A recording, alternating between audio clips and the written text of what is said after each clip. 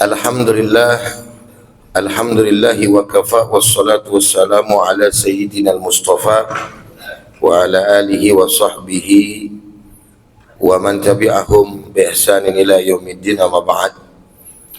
Setelah puji dan syukur hanya untuk Allah, salawat dan salam untuk baginda kita Nabi besar Muhammad sallallahu alaihi wasallam beserta para keluarga, sahabat, dan insyaallah untuk kita semua selaku umatnya. Ahibail kiram, jamaah yang sama dirahmati oleh Allah subhanahu wa ta'ala. Halimatus Sa'diyah binti Abi Zu'aib, beliau termenung, lelah, terbayang jelas di pelupuk matanya. Ia nyaris putus asa, sedangkan hari sudah menjelang malam. Semua kawan yang datang bersamanya telah pulang kampung dan masing-masing membawa bayi untuk disusui. Hanya ia seorang yang bertangan hampa, dan tampaknya ia tak akan dapat rezeki dari orang Mekah kala itu, di mana tak seorang ibu pun yang rela menyerahkan bayinya kepada Halimah, karena mereka melihat tubuhnya yang kurus dan pakaiannya yang kusut koyak. Namun ia ingat ada satu bayi yang diabaikan para ibu susuan yang datang bersamanya dari kampung. Ia adalah putra Aminah binti Wahab, baginda kita Nabi besar Muhammad sallallahu alaihi wasallam. Mereka, para ibu susu kala itu, enggan mengambil bayi tersebut untuk disusui, karena bayi itu tak lagi berayah atau seorang yatim. Karena yang dipikir oleh ibu-ibu susu yang lainnya, sepertinya tak akan mampu untuk membayar biaya susuan kepada bayinya. Lalu kemudian dengan enggan Halimah berkata kepada suaminya, "Demi Allah, aku tidak mau pulang tanpa membawa bayi. Aku akan pergi kepada anak yatim itu dan mengambilnya." Lalu suaminya menimpali, "Ya, ambillah. Semoga Allah memberkahi kita karenanya." Dan sungguh Allah Ta'ala ternyata saudara mengabulkan daripada doa hambanya.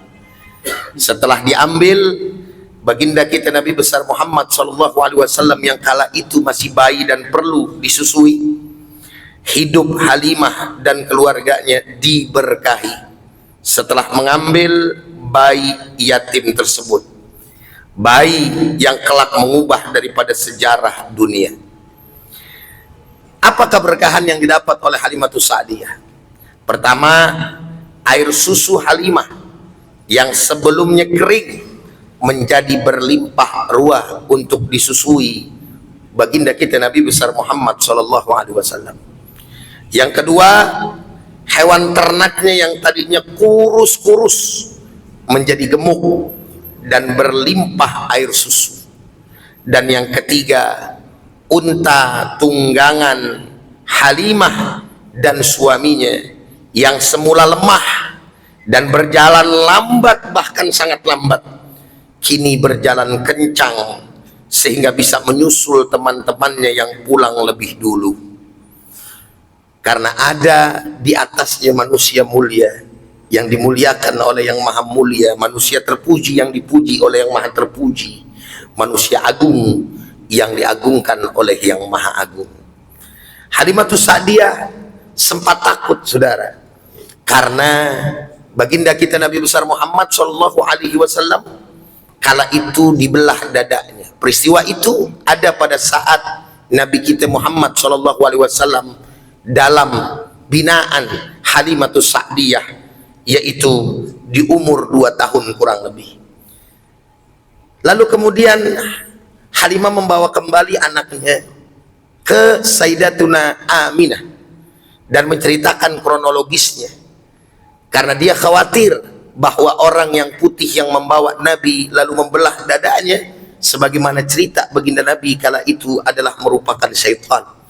Tapi kemudian Aminah binti Wahab mengatakan, "Demi Allah, sesungguhnya anakku tidak akan pernah diganggu oleh syaitan."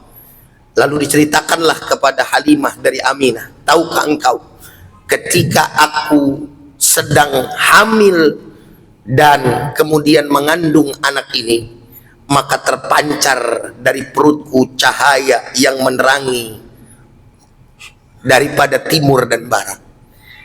Oleh karenanya anak ini merupakan anak yang luar biasa.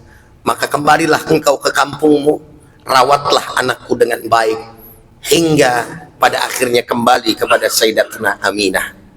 Saudara hadirin yang sama dirahmati dan dimuliakan oleh Allah, dan pada akhirnya hidup Halimatus Sa'diyah di saat itu penuh dengan keberkahan, penuh dengan keridhaan Allah Subhanahu wa taala, dan tidak pernah mendapatkan kesulitan dan kesusahan.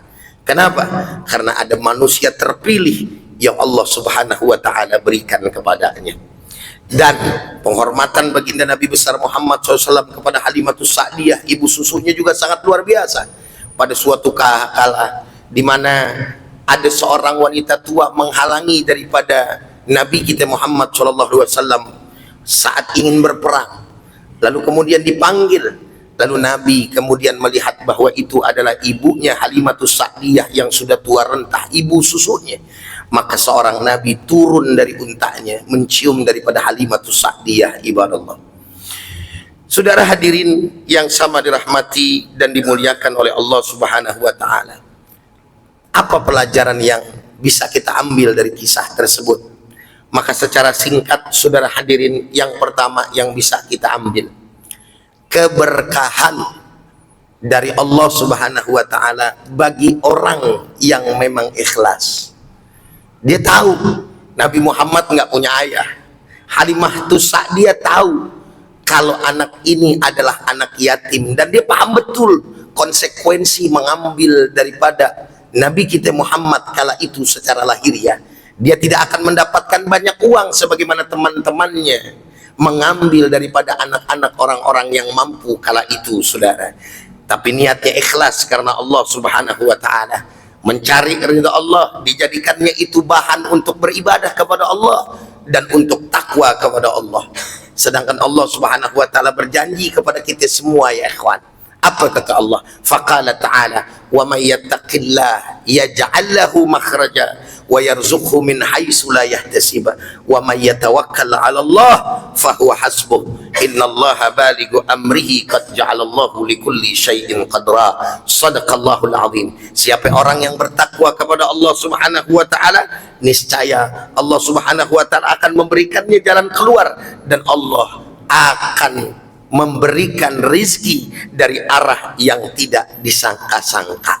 Maka lewat daripada firman ini, saudara hadirin, jangan pernah kita merasa ragu akan apa yang Allah Ta'ala janjikan kepada kita.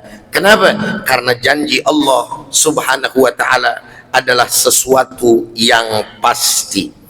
Saudara hadirin jamaah yang sama dirahmati dan dimuliakan oleh Allah Subhanahu wa taala. Selanjutnya Allah menyampaikan, wa may yatawakkal 'ala Allah, dan siapa orang yang bertawakal kepada Allah, berserah diri setelah dia berikhtiar semaksimal yang dia mampu, maka Allah akan cukupkan dia. Kalimatnya saudara hadirin garis bawahin, orang yang bertawakal kepada Allah, bukan Allah janjikan kaya, enggak. Walaupun kaya Allah Ta'ala berikan kepada sebagian besar hambanya, tapi Allah bilang fahuwa hasbuhu, maka Allah akan mencukupkan hambanya yang bertawakal itu. Maka nggak ada, saudara hadirin, orang yang bertakwa kepada Allah, tawakal kepada Allah, hidupnya melarat. Dalam pengertian melarat, saudara hadirin, susah hatinya. Sebab orang yang bertawakal, dia akan dicukupi oleh Allah, lalu kemudian dia mensyukuri daripada apa yang Allah Ta'ala berikan. Yang jadi persoalan, kalau hati yang melarat, betapa hebat pun Allah memberikan kepada kita harta, maka akan terasa kurang dan tidak cukup, saudara hadirin. Lalu baginda kita Nabi besar Muhammad SAW menyampaikan, lau annakum tawakkaltum 'ala Allah haqqa tawakkulihi la razaqakum kama yarzuqu thair taddu khisaman wa taruhu bitanan. Nabi mengatakan, seandainya di antara kalian tawakal kepada Allah dengan tawakal yang sebaik-baiknya, pasti Allah Ta'ala akan memberikan rizki kepada kalian sebagaimana Allah memberikan rizki kepada burung. Dia pergi dalam keadaan lapar, maka dia pulang dalam keadaan kenyang. Saudara hadirin yang sama dirahmati oleh Allah Subhanahu wa Ta'ala, Al-Imam An-Nawawi juga menyampaikan, siapa yang berserah diri sepenuhnya kepada Allah dan yakin terhadap kehendaknya, niscaya Allah akan memberikan kecukupan dari segala arah yang tidak disangka-sangka. Poinnya, taat kepada Allah, ibadah kepada Allah, berusaha takwa kepada Allah, dan yakin kepada Allah Ta'ala. Pasti hidup kita akan dicukupkan oleh Allah Subhanahu wa Ta'ala. Saudara di sini kerja ada nominal tiap bulan. Jangan ngandelin rezeki Allah Ta'ala dari hasil kerja doang. Gaji saya begini, mana cukup, berarti kita sudah membatasi Allah Subhanahu wa Ta'ala. Saudara, kerja jadikan ibadah. Di luar cari ma'isyah tambahan, di luar mohon kepada Allah Ta'ala untuk mendapatkan rezeki dari arah yang tidak disangka-sangka. Pasti Allah Subhanahu wa Ta'ala akan cukupkan. Kalau ngandel umpamanya daripada yang namanya rezeki secara lahiriah gaji kita, mungkin bisa jadi tidak akan mencukupi daripada kebutuhan kita, saudara. Tapi kalau kita sandarkan kepada Allah bahwa Allah yang telah mencukupkan kita, pasti tanpa tapi, saudara, Allah akan mencukupkan daripada kita semuanya, ya ikhwan. Dan yang terakhir, saudara hadirin yang sama dirahmati dan dimuliakan oleh Allah Subhanahu wa Ta'ala, bahwa hal yang sedemikian rupa itu merupakan keajaiban dari Allah Subhanahu wa Ta'ala terhadap baginda Nabi besar Muhammad sallallahu alaihi wasallam. Allah menyampaikan, wa rafa'na laka dzikrak, dan kami tinggikan bagimu sebutan namamu.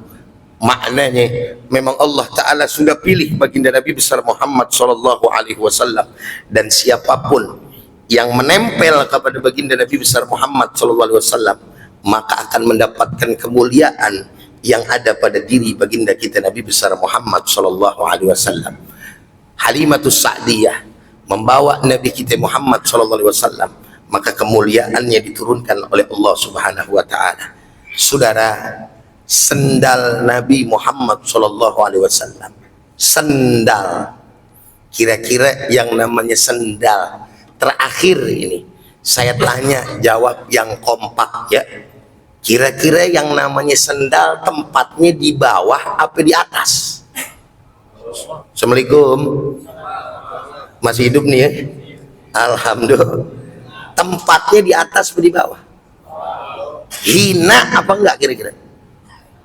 Kalau secara logika diinjak-injak hina apa kagak tuh sendal? Semahal apapun sendal tempatnya di kaki. Betul apa enggak? Sendal Nabi kulit biasa di kaki, mulia. Kenapa?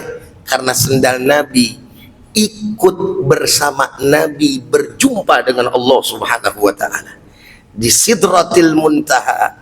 Sedangkan malaikat Jibril alaihi salatu wassalam ketika itu tidak mampu menemani Nabi manakala berjumpa dengan Allah. Nabi berkata, "Ya Jibril, kenapa engkau tidak menemani aku, mengawani aku berjumpa dengan Allah?"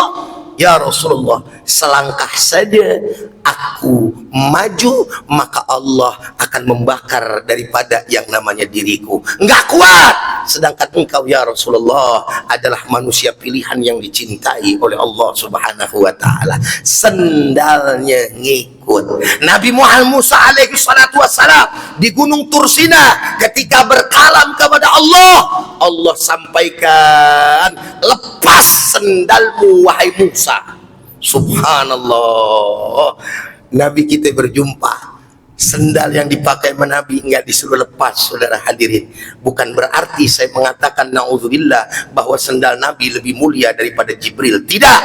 Tetapi masing-masing mempunyai kemuliaan yang sangat luar biasa, karena malaikat Jibril alaihi salatu wassalam merupakan jenderal daripada para malaikat, saudara. Tapi di satu sisi lain, siapapun yang menempel kepada baginda Nabi Muhammad, maka dia akan mulia. Artinya, saudara, di akhir kajian kita pada kesempatan kali ini, jangan jauh-jauh dari baginda kita Nabi besar Muhammad Shallallahu Alaihi Wasallam. Ustadz mau tanya jawab yang kompak, mau syafaat Nabi Muhammad apa enggak? Mau pertolongan Nabi apa enggak? Tidak ada pertolongan nanti di padang mahsyar kecuali pertolongan yang diberikan oleh Allah, sebabnya kepada baginda kita Nabi besar Muhammad Shallallahu Alaihi Wasallam. Itulah namanya syafaatul uzma, syafaat yang paling tinggi. Maka berselawatlah kepada Nabi kita Muhammad Shallallahu Alaihi Wasallam, maksimalkanlah diri kita untuk menjadi umat baginda Nabi besar Muhammad Shallallahu Alaihi Wasallam, maka insya Allah Nabi akan mengakui kita. Persoalannya sekarang kita hanya pandai mengaku. Assalamualaikum. Ustadz mau tanya, ngaku itu gampang apa susah? Hah? Kurang kompak. Ngaku tuh gampang apa susah? Yang susah diapain? Diaku. Betul nggak? Pertanyaannya, apakah kita diaku oleh baginda Nabi besar Muhammad SAW? Bagaimana kita? Demikian. Hadanallahu wa iyyakum ajma'in.